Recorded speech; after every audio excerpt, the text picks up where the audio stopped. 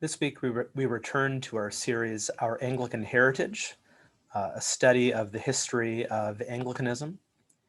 And initially, my thought was to jump straight from our previous sub-series on the ancient streams of Anglicanism right into the Reformation. But I wanted to make sure we spend a little bit of time in the Middle Ages. So for this sub-series, these 3 weeks, we will look at the Anglican Church during the Middle Ages. And again, our broad concerns are to think about some of the unique features or characteristics of Anglican Christianity, and to consider how our worship and devotion may be enriched by our Anglican heritage. So for this week, a little more historical than some of our other lessons, focusing on some of the important history of medieval England, and in particular, looking at the developing tensions between the church and the crown.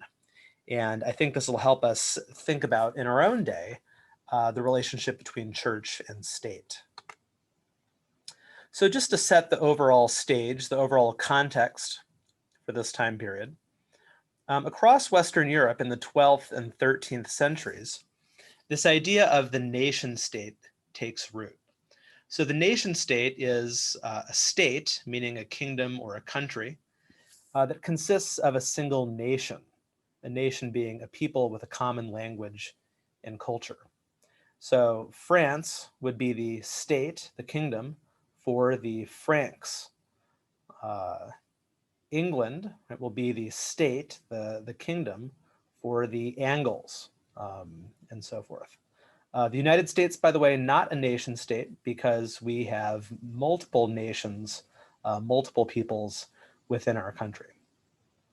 So this idea of a nation state and then nationalism takes root. And part of this process, going along with it then, is the rise of stronger monarchies.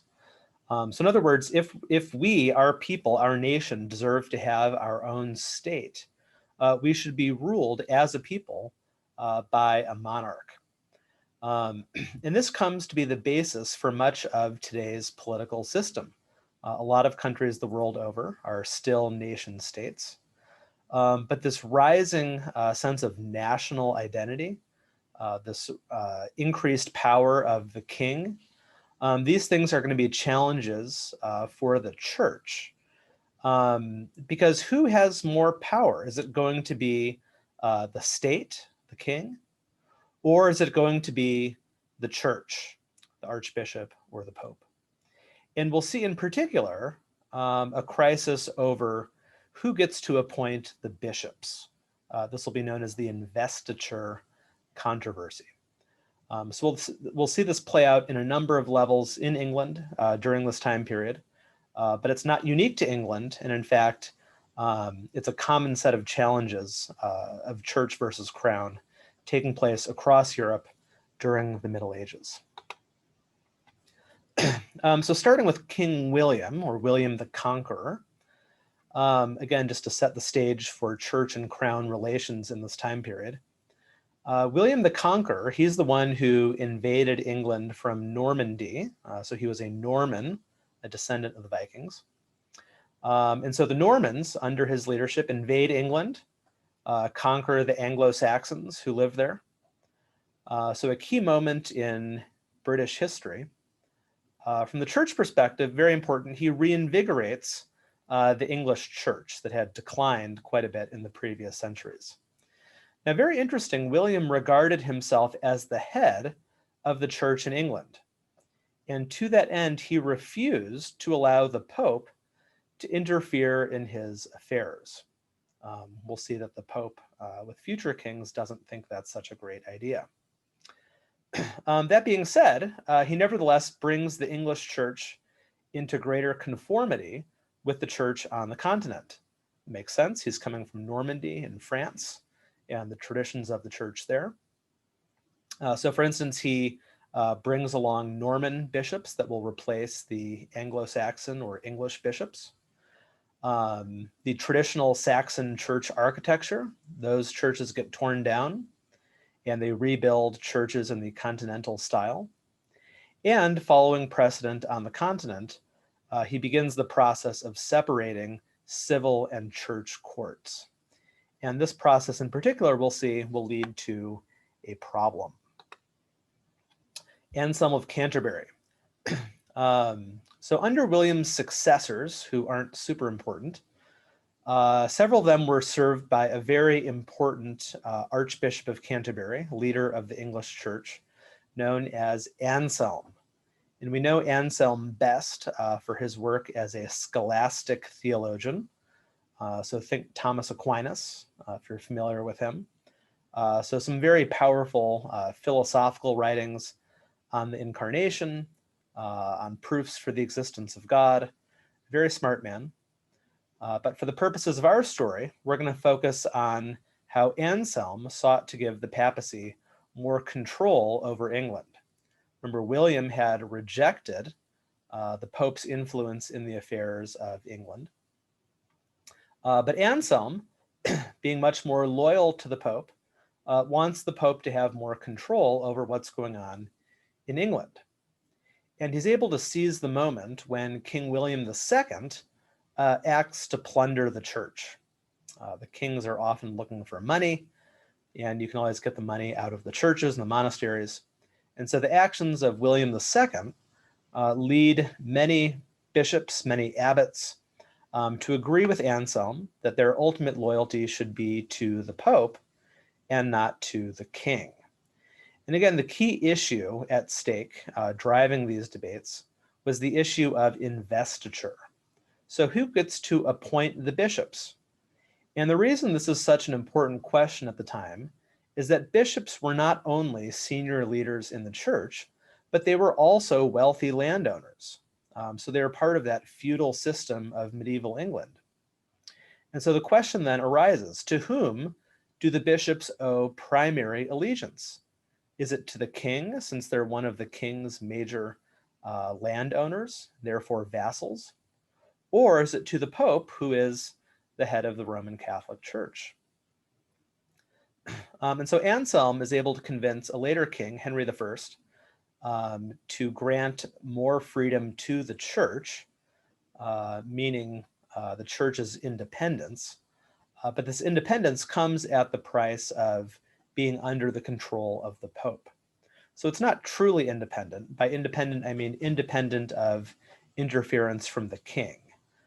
But for Anselm and people at the time, that meant that they were very much dependent and under the authority of the Pope. So this issue of who has power, the church or the crown, comes to a head in the reign of Henry II. So Henry II comes into conflict with the church over this issue of church courts. So Henry wanted to try clerics, so think priests among others, in royal courts, as opposed to allowing them to be tried and sentenced in church courts. After all, he would say, they're English subjects, and say a priest commits a crime, rapes or murders somebody, the king is very interested in that. And so shouldn't that priest be tried in a secular or royal court? Now, from the church's perspective, the church says no. Again, their primary allegiance is to the church and to the Pope. And so therefore, they should be tried in church courts. So they wanted to keep these church courts independent. And the main opposition to Henry's plan to try clerics in royal courts comes from an unexpected source, from his friend and supporter, Thomas Becket. So Thomas Becket, a very interesting figure in English history, a very savvy politician, had lived a life of quite a bit of wealth and luxury prior to being named Archbishop of Canterbury. But when he becomes Archbishop, he fully embraces his role and insists on the independence of the church. And so he gets into this power struggle with Henry II. He's actually exiled by Henry. And upon his return, a very famous account of what happens on December 29th, 1170, apparently some of Henry's knights heard him complaining about Thomas Becket, and decided that they would take matters into their own hands and confront Thomas directly. So I'll read from the history of Mormon, who tells the story well. So these four knights arrive at Canterbury about midday on December 29th. They forced their way into the Archbishop's chamber while he was at dinner, and a stormy altercation took place over the excommunication of the three bishops. Becket refused to retract, and the four knights went away with murder in their hearts. An hour or so later, they returned fully armed. The monks barricaded the house and dragged the archbishop into the great church. This they also tried to defend, but Becket refused to allow the house of God to be turned into a fortress. The murderers now approached from the cloisters, pushed through the crowds into the church, and encountered Becket in a chapel in the north transept where he had placed himself by a pillar. By this time, all his companions had fled with the exception of Edward Grimm, who stood by him to the last, though his arm was broken in attempting to defend his master. Within a few minutes, all was over. Becket lay dead on the floor of the church, while his murderers marched unmolested through the terrified crowds who filled the cloisters on that dark winter afternoon. So this is pretty shocking, having the Archbishop of Canterbury murdered in his own church, and it's a disaster for Henry. Henry has to give in on this issue of the church courts, and in fact, he has to do penance at Thomas Becket's tomb in Canterbury. Thomas's tomb, in fact, becomes a major pilgrimage site in the Middle Ages. If you think about the Canterbury Tales by Chaucer, the pilgrims are on their way to Thomas Becket's tomb. The tomb is destroyed at the time of the Reformation, unfortunately. So St. Thomas of Becket, right, a major figure in church history for his courage in standing up to the king, insisting on the independence of the church. Henry II is succeeded by King Richard I, or Richard the Lionheart, and he provides a different window into this issue of church and crown because he's the one who will lead England and other European countries on the Third Crusade.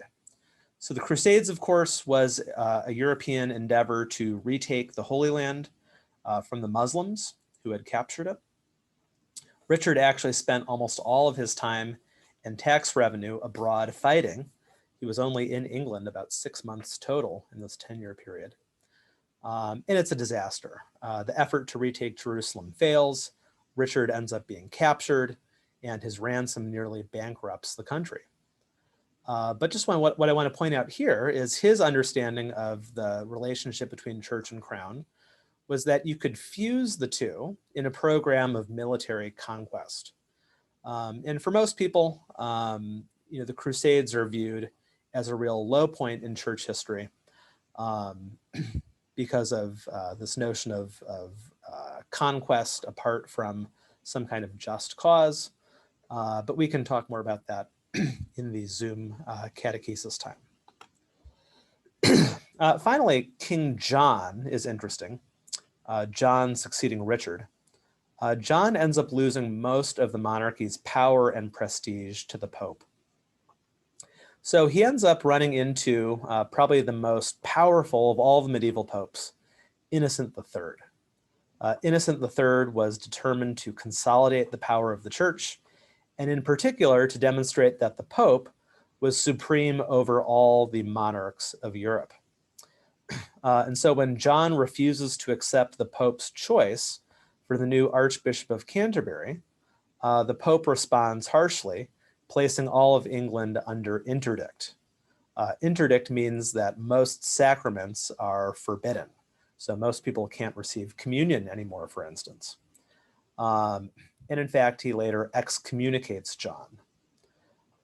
So finally, John has no choice but to submit to the Pope and actually has to sign away the Kingdom of England to the Pope. He becomes the vassal of the Pope being now the overlord of England. And along those same lines, King John is forced by his nobles to sign the Magna Carta, with which you're probably familiar. establishing England as the first constitutional monarchy that had a written constitution that provided checks on the power of the king. The Magna Carta promised that the church shall be free, again, of the king's power, but really it was free to be under the control of the Pope. So especially at this time under Innocent III, yes, the English church is free of the king, but it's very much dictated by the Pope. And that'll be the problem we see over the course of the 13th century, because the Pope is exercising greater and greater degrees of power and influence over England and the English church. And the main issue here is that the Pope's legates, his ambassadors, if you will, made sure that it was the Pope's and not the English church's interests that were well served. So a lot of the English church's money, for instance, was taken from England and sent back to Rome for the Pope. And so the growing power of these legates, their corruption in particular, led to a lot of resentment and then outright opposition to what the Pope was trying to do. Nevertheless, the English church continued to grow and reform in the 13th century. This was the time period in which the new orders of friars, like the Franciscans and Dominicans, entered England. They had a huge effect on the spiritual life of England, preaching the gospel in towns and villages across the land. Still, though, as you can see, this fundamental tension between church and crown, between Pope and king, between the English church's interests and the interests of the Roman church have not really been solved. At this point, the power very much on the side of the Pope, but there's growing resentment to the Pope's influence, not just by the king, but by a lot of English churchmen who again see the Pope and his legates taking the English church's money.